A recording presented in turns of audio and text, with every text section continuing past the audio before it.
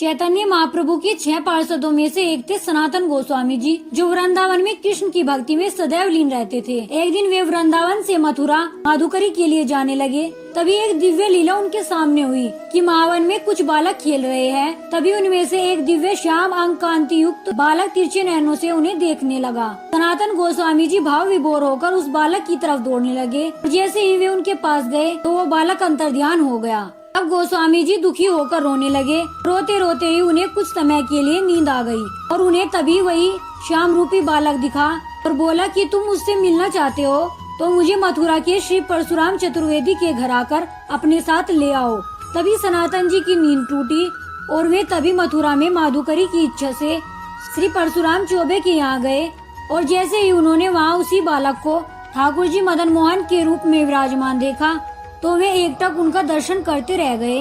वैसे तो सनातन जी महीने में एक बार ही माधुकरी के लिए वृंदावन से मथुरा आते थे, परंतु मदन मोहन जी के दर्शन करने के लिए रोज माधुकरी के लिए उसी घर में आते और घंटों उन्हें देखते रहते और रोते रहते। सनातन गोस्वामी जी की ऐसी प्रेम में दशा देखकर उस घर में रहने वाली वृद्ध माता ने कहा, बाबा तुम जिन्हें देख रहे हो इन्हें इतना मत देखो। अगर तुम एक बार इसके चक्कर में पड़ गए तो तुम्हारा सब कुछ छिन जाएगा, क्योंकि जब से ये मेरे घर में आया है इसने मेरा सब कुछ छीन लिया है। तब सनातन जी बोले कि मैया मेरे पास तो पहले से ही कुछ नहीं है इसके सिवा, तो मुझे कैसा भय। तभी वृद्धा मैया बोली कि बाबा फिर ठीक है, ऐसे भी अब मेरा शरीर बूढ़ा होने के कारण इसकी सेवा नहीं कर पाता। तुम इससे इतना प्रेम करते हो, मेरे ठाकुर को तुम अपने साथ ही ले जाओ। सुनकर सनातन गोस्वामी अत्यंत प्रसन्न होकर ठाकुर जी को अपने गले लगाकर वृंदावन ले आए और उनकी खूब सेवा करने लगे और रोज माधुकरी लाकर आटे की सूखी बाटी बनाकर उन्हें खिलाते। परंतु ठाकुर जी को सूखी बाटी अच्छी नहीं लगती थी। तब एक दिन ठाकुर जी मुंह बनाकर बोले, बाबा ये सूखी बाटी हमारे गले से नहीं उतरती, थोड़ा नमक आटे में मिला दिया करो। ये सुनकर सनातन जी बोले कि देखो ठाकुर जी, महाप्रभु ने हमें वैराग्य से वृंदावन में रहने का आदेश दिया था।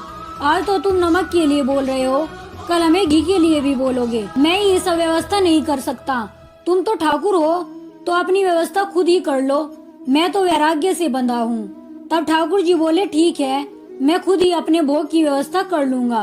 उसी समय मुल्तान देशवासी राज जी एक विशाल नौका में विविध रत्न सेंधा नमक और मेवा लेकर यमुना जी से होकर आगरा जा रहे थे। अभी उनकी नौका सनातन जी की कुटिया के निकट बहती यमुना के पास आकर अचानक रुक गई। रामदास जी ने नौका को निकालने का बहुत प्रयास किया, परंतु जब सारे प्रयास करके रामदास जी ने हार मान ली, तभी ठाकुर जी अपनी लीला करने के लिए बालक के रूप में उनके पास आए और बोले, सेठ सुनो, वहाँ जो संत बैठे हैं उनके पास जाओ और उनसे प्रार्थना करो, तुम्हारी नाव निकल जाएगी। रामदास कपूर सनातन गोस्वामी जी के पास गए और नाव निकलवाने की उनसे प्रार्थना की। सनातन जी सब समझ गए लीला किसकी है। उन्होंने रामदास जी से कहा कि कुटिया में विराजमान ठाकुर जी है, उनसे निवेदन करो।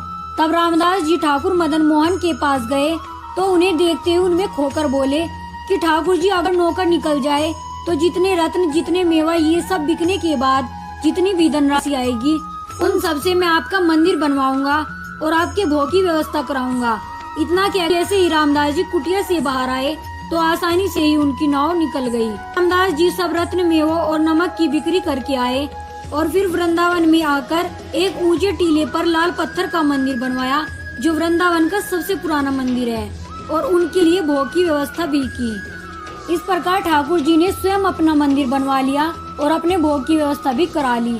और सनातन गोस्वामी जी उनके पास रहकर उनकी भक्ति में सदैव डूबे रहते। बाद मुगलों के आक्रमण के समय ब्रजवासियों ने मदन मोहन जी के मूल स्वरूप को करौली राजस्थान में विराजमान करा दिया। राधे राधे।